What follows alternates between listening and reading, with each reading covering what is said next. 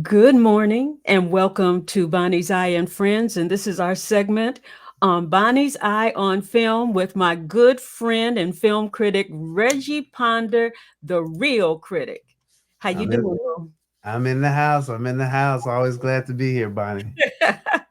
Well, everybody, Reggie and I went to see this film called Venom, The Last Dance. And it's the third in the series of the Venom movies. The first one was in 2018, the second one was in 2021, and this one is coming out. And so, Reggie, I'm going to turn it over to you. Well, I know what you thought about it when we left the theater. What did you think about it after you had a chance to think about it? Well, Bonnie, as you probably know, is that in my reviews, I try to say what are the things that I liked and what are the things I don't like. So I there's very rarely a film where there's something that I don't like something, right? Yeah. So I always will start with what I like. But before we do that, just to give people to set the stage for this film, is that Eddie and Venom are hiding out in Mexico, and they are trying to avoid the authorities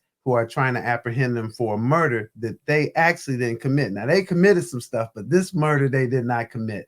So to add to their woes, there's another force that's chasing them because the pair has this key that could unlock terror on Earth and beyond. And so that's the setting that we're in as they're traversing across the U.S. trying to avoid all these authorities. We got in the film we got Tom Hardy, Juno Temple, Chiwetel Ejiofor, and Clark Backo, excuse me. And I will tell you is that there are three things that I liked about this film, and before I get to the things that I didn't like, Okay. the three things are is that the franchise stays true to this character. They Hmm. stay absolutely true to that war between Venom and Eddie that they have in between themselves and that banter back and forth. So if you are a fan of that, you're going to get that. You're going to get that. And a lot of people think it's humorous. It doesn't strike me from a humor perspective, but they stay true to that character so they don't deviate. And I think that's good because you're like, oh man, what did they do? They changed up the formula or whatever. They stay true to that. The second thing that I like is that the CGI in this is good. Oh, Uh, most definitely. I mean, you look at the special effects on this, and you're like, in some ways, you forget that they are two separate because sometimes they morph together. Sometimes there's half him, half Venom. Um, they just do a really good job. And then there's this other force that has these other creatures. They look good too. I mean, they're coming out. I'm like, oh no, it's about to go down, right? And then the final thing that I like is that they introduce some new people, some new characters in this. And I like Juno Temple. I just like her. I like what she does, and I love Chiwetel Ejiofor. So I I think both of them are serviceable in this. They don't do anything that makes me like, oh man, they were terrible or whatever. So they introduce some new characters. Those are the things I liked, and I'm gonna stop there just so you can jump in and say anything before we get into what we might not have liked. Well, when I walked out the film, whenever you walk out of a critic screening, they ask you, do you have anything to say about it? And when I walked out, I said, I don't have anything to say.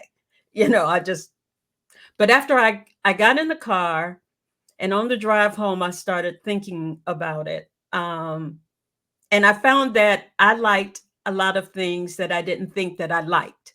Okay. I liked the the relationship between Venom and Eddie. I did like that. And you could tell that, in Venom, when Venom takes over Eddie's body, that's one thing. And then when the second Venom, which what came out in 2021, I think it was Venom the what was the name of that one? I had it right here. Um, but in that one you could kind of see their relationship growing, and you saw the humor in Venom because Venom is the funny one. Okay, so I liked the back and forth between the two of them and how they have blended and have a true friendship, even though they argue and go through different things. Venom wants to eat people, Eddie's trying to tell him no. So I found out that I really liked their relationship. And the other thing that I liked too was the complexity of Juno's character. Her character was like was so complex that she liked aliens more than she liked people.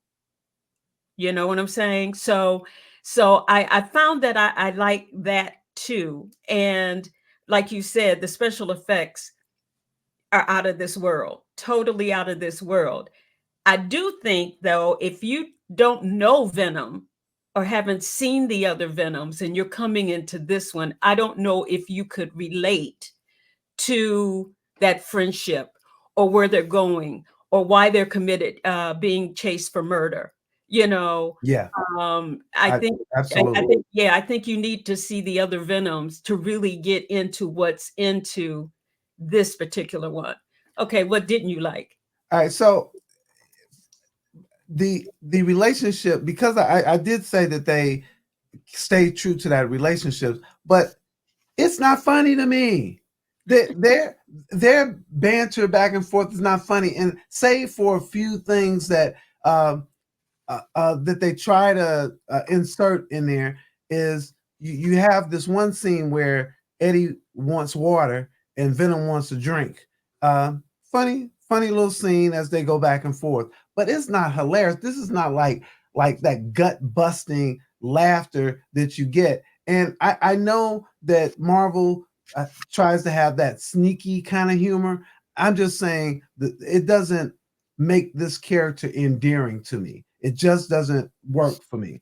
I and in many cases the overall humor kind of escaped me, because when you look at there's a dance scene in there, I guess to justify this whole thing called The Last Dance. It I don't even know, don't even see the relevance. I know it connects to the other films, but it just doesn't propel the story forward. The Last Dance. So we have this dance scene that's the last dance, I guess, and then I guess it's the last dance for Eddie and Venom as they're going through this process. But the humor kind of escaped me overall. And then at no point did I feel that I wanted to go on the journey with these two guys. That I want to be like, oh man, I wish that I was with them, like this family that they meet along the way. They're so enamored with aliens and wanting to see aliens, they want to go on this trip with them. But I don't. I'm like, if I missed the bus, if I missed the plane, if I missed it all, I'm like, okay. Now you see, now let's go back to the last dance sequence. Okay. As you put it. It was funny because I never even looked at that scene as the last dance. I thought he was getting down, but I didn't look at that scene as the last dance. I looked at the scene at the end as the last dance. I guess. I mean, No, and I totally could see that. yeah, and that's what I took as the last dance. Going on the journey in the beginning of the film, I was ready to pick up my bag and go, to be honest with you. It was like that whole bar scene and the water and the drink and tearing up the bar and that sort of thing. The funniest thing to me was the bartender, and his reactions. I am totally there, totally there. Yep. And so, but after the scene when Venom says he wants to see the Statue of Liberty, and they start heading out, because they're going to go to New York and see the Statue of Liberty, I started to, okay, kind of feel that camaraderie with them, because they had a purpose and they were trying to get somewhere. And then after they got to Area 51 and all hell breaks loose, some of that was just a little too much and too busy for me, Yeah, yeah. but it was interesting enough that I said, okay, and you're gonna laugh, Reggie, but at the end when they're saying goodbye, I almost got teared up. I Oh, I did. I did. I got a little teary-eyed with that. I, Um, but I think all of the Venom movies are either for die-hard Venom fans or for that younger group, you and, know? and that actually might be true. I think the other thing is that so I've never really been a diehard Venom fan, so I'm really glad that you bring that up, Bonnie. But one of the things that I've always wanted, and I knew it couldn't happen because of the separation of the Marvel properties, is that Venom is a byproduct or a piece of the whole Spider-Man franchise, Right. and not to have Spider-Man really a part of this. And if I recall, I think in the second Venom, they peaked at Spider-Man at the end or whatever. So I thought maybe there might be some connection with real connection with Spider-Man and Venom in this particular installment, and it wasn't. And so maybe I was also disappointed there. But I will tell you, if you are a fan of the MCU, in my opinion, you will not be betraying the MCU, that universe by skipping this one. Even the post scenes after the credit won't, I don't think, mess you up for whatever the MCU has in store. Well, the first scene that is done, it's just like, we looked at each other and it was like, okay, so what is this? Venom, excuse me, this is, if you haven't seen it yet, spoiler alert, Venom's gone. Okay, Venom is out. All right. But the second scene that comes up, so in the middle of the credits, you're going to see one scene. Stay till the end because there is another scene where you'll see that in the beginning of it, um, Eddie leaves a coin on the bar, and part of Venom's DNA is on that coin. The people get the DNA, get the coin, which has the DNA on it, which kind of says that maybe from that Venom will be back and there will be a fourth film. Okay. It definitely says that Venom might be gone for the moment, but might not be gone for the Forever. long haul. I just as an aside, my daughter, uh, I don't know, she gets on me because occasionally she'll catch me watching The Young and the Restless, right? Oh, I love The Young and the Restless. I watch that all the time. So I she take so she gets on me because occasionally she'll see me watching The Young and the Restless. And what she'll say to me is that, Dad, you can come back 4 years later and you're gonna know what's happening on The Young and the Restless. And and that the characters never die, they always come back. And so it is so true. And that's how I feel about Venom. I know Venom is not done. I know it's not over because the characters will always come back.